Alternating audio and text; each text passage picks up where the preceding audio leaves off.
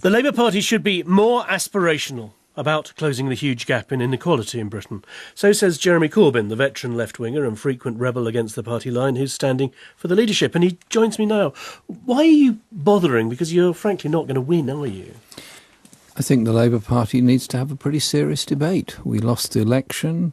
We didn't offer a sufficiently radical economic alternative to the Conservatives.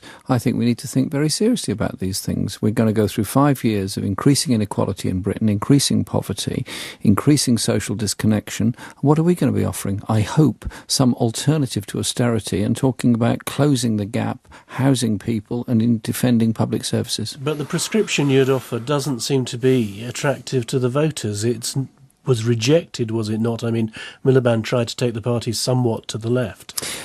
Labour put on 1 million votes in England, obviously lost a large number of votes in Scotland for mainly national reasons, but also not pursuing an anti-austerity position.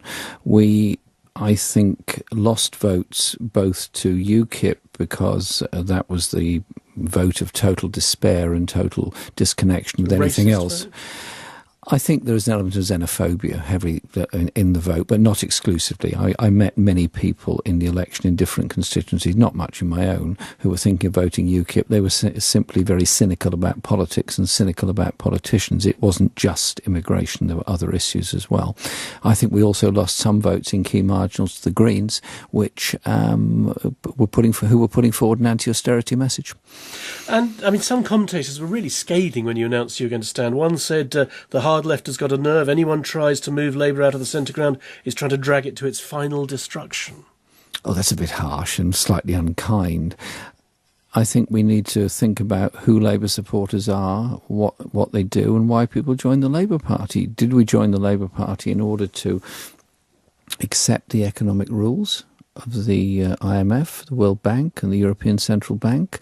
Did we join the Labour Party in order to cut public expenditure over the next 5 years? Or did we join the Labour Party in order to improve public services, but above all, improve equality and opportunity in Britain? We are spending £11 billion subsidising low wages through in-work benefits rather than raising the minimum wage to a realistic level. We are spending billions on housing benefit, all of which goes to most of which goes to private sector landlords who have very high unregulated rents. I think we need a bit of a rebalancing in our society. Can I ask you about a couple of things that are in the news this lunchtime? First of all, the European Union. Should there be a campaign now from Labour to say, yes, we should stay in?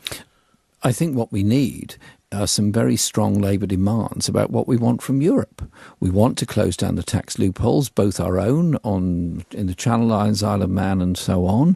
We also need to close down tax loopholes like Monaco and others around Europe. That's a European possibility. We also need to defend the right of people to move across Europe. I think that is very important. We need to defend environmental protection across Europe. We need some kind of similarity in the way in which welfare and other issues, and in particular the way in which trade union and workers' rights exist across Europe. And so I don't think we should leave it all to David Cameron to decide what he wants, but should we jump now and say, yes, we're going to defend the European Union in its current form? No, I think we need to have that discussion and we need to put those demands ourselves. I also think it would be wholly wrong for the party to put itself in a straitjacket of saying that Labour MPs cannot campaign on a no position or whatever position they choose to adopt. I think we should reflect on the way Harold Wilson handled the issue in 1975. And the Orgreave decision not to hold a police complaints inquiry. I'm absolutely shocked by this.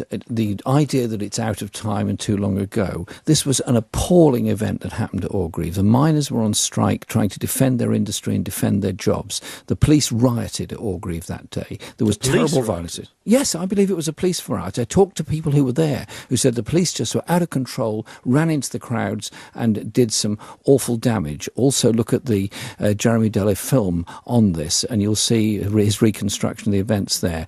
Yes, it was a long time ago, but it's still raw and I think we should have an IPCC inquiry into it. If the Independent Police Complaints Authority means independent, then they should be doing it. I just wonder who's been leaning on them not to do it. Jeremy Corbyn, thank you very much.